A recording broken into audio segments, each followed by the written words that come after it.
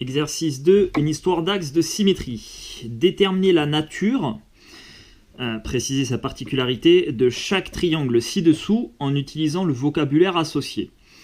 Alors, premier triangle ABC, on a du codage. Ici, donc ce petit carré, ça veut dire qu'on a un angle droit en C. Ça signifie que notre triangle ABC, il est rectangle, et on précise en quel sommet en C. Donc ABC est un triangle rectangle en C.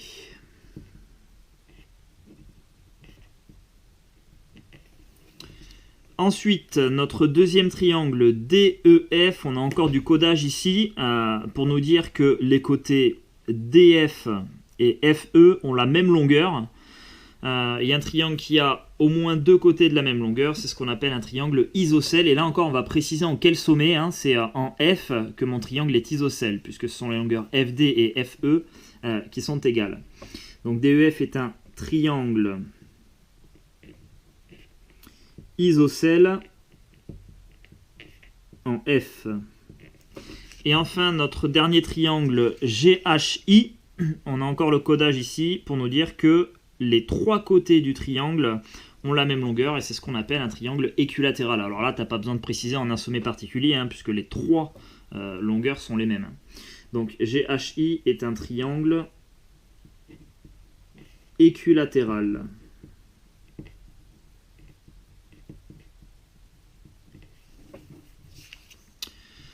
Ensuite, en question 2, on nous demande de tracer le ou les éventuels axes de symétrie de chaque triangle. Alors, pour le premier triangle ABC ici, on n'a aucun axe de symétrie. Par contre, pour le triangle DEF, on va avoir un axe de symétrie qui sera vertical, si tu tiens ta feuille comme moi. Alors, ton axe de symétrie, il va passer par le point F et par le milieu du segment DE. Alors on va repérer le milieu du segment DE, donc pour ça on va le mesurer. Donc là je me sers des graduations de mon équerre. Donc tu vois, je vais au centre du point D jusqu'au centre du point E. Et là on a une longueur DE de 3,4 cm. Pour repérer le milieu, je vais diviser 3,4 par 2. Et ça fait 1,7 cm. Donc à 1,567. Ici, là, je vais faire hop, un petit trait. Et ça, c'est le milieu du segment DE. Et maintenant, mon axe de symétrie, il passe aussi par F. Voilà. Tac. Tiens, je vais le faire dépasser des deux côtés. Et au passage, cet axe de symétrie, c'est aussi la médiatrice du segment DE, puisque le point F est à égale distance de D et E. Et le milieu de DE est, par définition, à égale distance de D et E. Et la droite qui passe par ces deux points, c'est la médiatrice. Voilà. Donc ici, on a un axe de symétrie. Ensuite, pour le dernier triangle GHI, on va avoir trois axes de symétrie, un peu comme pour le triangle isocèle. Chaque axe de symétrie va passer par un sommet et le milieu du côté opposé. Alors là, tu vois, le codage, je l'ai fait passer justement au milieu de chacun des trois côtés. Donc, j'ai même pas besoin de déterminer le milieu de tous les côtés, puisque c'est repéré par le codage. Donc, on va avoir un premier axe ici. Hop. Deuxième axe.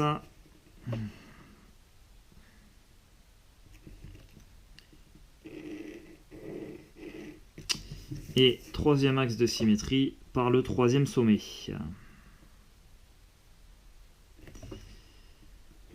Voilà. Ensuite, on nous dit, en troisième item, tracer les angles FDE. Alors, mon angle FDE, je te rappelle, quand tu cites un angle, la lettre du milieu, c'est le sommet de l'angle. Donc FDE, c'est cet angle-là. Voilà, je fais un petit arc de cercle ici. Ensuite, l'angle DEF, est ici. Un petit arc de cercle aussi. Et après, on me demande IGH, GHI et HIG. Ce sont les angles du triangle équilatéral. Donc IGH, on l'a ici. GHI, on l'a ici. Et enfin, HIG, on l'a ici. Ok. Que peut-on dire des angles FDE et DEF? Donc ces deux angles-là, eh ben, ils ont la même mesure. Comment on le sait? Par symétrie, tu as vu dans le chapitre symétrie axiale que la symétrie axiale est une transformation qui conserve les mesures d'angle. Voilà pourquoi, hein, là, si tu veux, on peut mettre du codage. On a cet angle-là qui est égal à celui-là. Allez, on va écrire. Donc, ils sont égaux. Plutôt, ils ont la même mesure.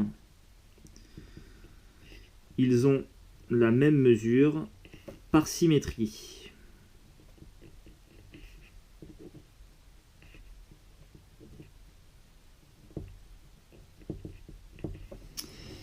Et enfin, que peut-on dire des angles d'un triangle équilatéral? Eh bien, même chose, tu vois, là on a trois axes de symétrie. Alors si tu utilises le premier axe de symétrie, là, celui-là qui est vertical, eh ben, tu pourras en déduire que cet angle-là a la même mesure que celui-là. Donc je vais mettre du codage là aussi, tac, voilà, grâce à cet axe de symétrie verticale, je peux en déduire que la mesure de l'angle IGH est la même que la mesure de l'angle GHI.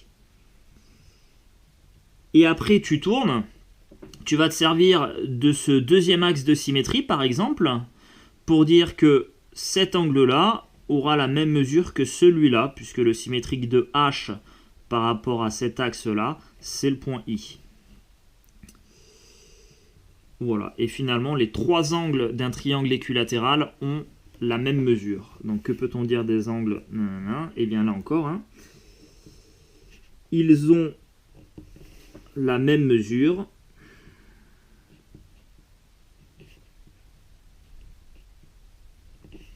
par symétrie.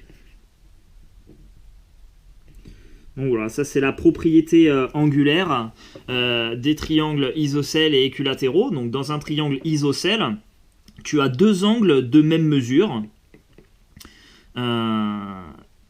Et dans un triangle équilatéral, tu as trois angles de même mesure. D'ailleurs, tu peux même dire quelque chose de plus. Dans un triangle, la somme des trois angles, c'est égal à 180 degrés. Ça, tu verras, on fait une petite démonstration quand on aborde un chapitre en 5e sur angle et parallélisme. Et donc, on démontre cette propriété. La somme des trois angles vaut 180 degrés. Et comme dans un triangle équilatéral, les trois ont la même mesure, et bien finalement, tu vas te retrouver avec du 60 degrés ici, 60 ici et 60 ici. Parce que 60 fois 3, ça fait 180 degrés.